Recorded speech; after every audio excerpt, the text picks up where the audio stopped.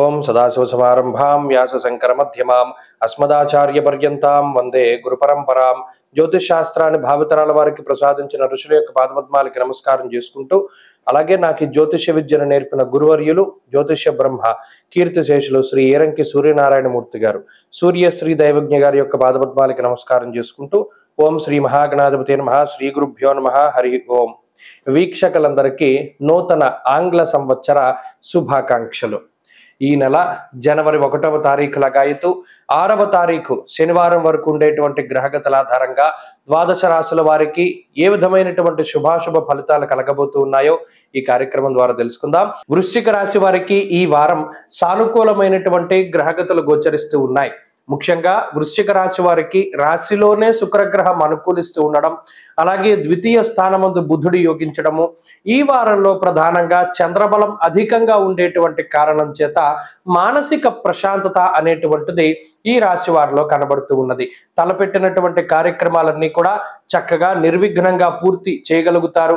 అలాగే కొత్త సంవత్సరాన్ని ఏ రకంగా అయితే ప్రారంభం చెయ్యాలి అనుకున్నారో అదే మాదిరిగా చక్కగా నూతనమైనటువంటి ప్రణాళికలతోటి, ఆకర్షణీయమైనటువంటి విధి విధానాలతోటి అందరినీ ఆశ్చర్యపరిచేటువంటి విధంగా ఈ వృశ్చిక రాశి వారి యొక్క పద్ధతి, ప్రణాళికలు, మార్పు చేర్పులు కొత్త సంవత్సరంలో ఉండబోతూ ఉన్నాయి.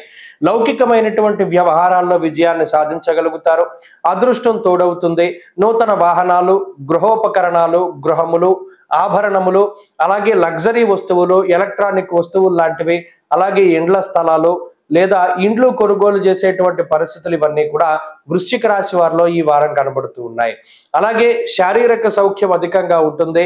మరీ ముఖ్యంగా దూరత్ర ప్రయాణాలు చేసేటప్పుడు కానీ లేదా నచ్చినటువంటి ప్రాంతాల యొక్క సందర్శనం చేసేటప్పుడు కానీ కొద్దిపాటి అలసట ఏర్పడినప్పటికీ బంధువులతోటి, మిత్రులతోటి చక్కగా ముందుకు సాగగలుగుతారు. అలాగే గతంలో వాయిదా పడినటువంటి ప్రయాణాలు కానీ, గతంలో వాయిదా పడినటువంటి శుభ కార్యక్రమాలు కానీ మరలా తిరిగి ప్రారంభం చేయగలుగుతారు, ముందుకు తీసుకువెళ్ళగలుగుతారు. అలాగే ఆధ్యాత్మికమైనటువంటి వాతావరణాన్ని గడుపుతారు. కొత్తగా ఆధ్యాత్మిక క్షేత్రాల సందర్శనం, అలాగే కొంత తీర్థయాత్రలు, దైవ దర్శనాలు లాంటివి కూడా ఈ వారం చేయడానికి అవకాశం ఉంటుంది.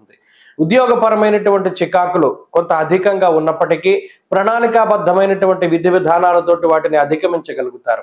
గురుబల లేమి, రాహు ప్రతికూల స్థితి, శని యొక్క అర్ధాష్టమ స్థితి ఉన్నప్పటికీ దీనివల్ల వచ్చేటువంటి కుటుంబ వ్యతిరేక విధానాలు ఏవైతే ఉన్నాయో, కుటుంబ సభ్యులు మీరు చెప్పినటువంటి విధి విధానాలను పాటించకపోయినప్పటికీ వాటిని అధిగమించుకుని మీరే సర్దుమనుకొని కొంత ముందుకు సాగుతూ ఉండడం, మిమ్మల్ని మీరు మార్చుకునేటువంటి ధోరణి, ఎక్కడా కూడా కోపాన్ని ప్రదర్శించకుండా సామరస్య ధోరణితోటి ముందుకు సాగేటువంటి విధి విధానాలు ఇవన్నీ కూడా మిగతా వారిని ఆకర్షించేటువంటి విధంగా ఉండబోతూ ఉన్నాయి.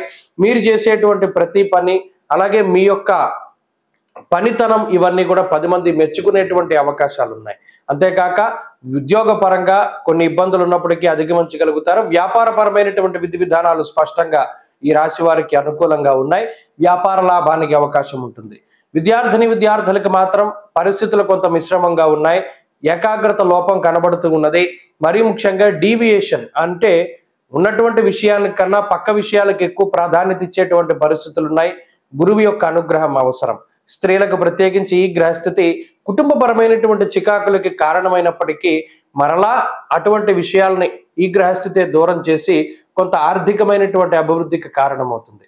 వృశ్చిక రాశి వారు ఈ వారం మరింత అనుకూలమైనటువంటి ఫలితాలని సాధించడానికై దక్షిణామూర్తి యొక్క ఆరాధన చేయడం చెప్పదగినటువంటి సూచన.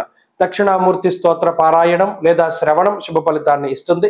ఈ వారంలో కలిసి వచ్చేటువంటి రోజు శుక్రవారంగా చెప్పవచ్చును.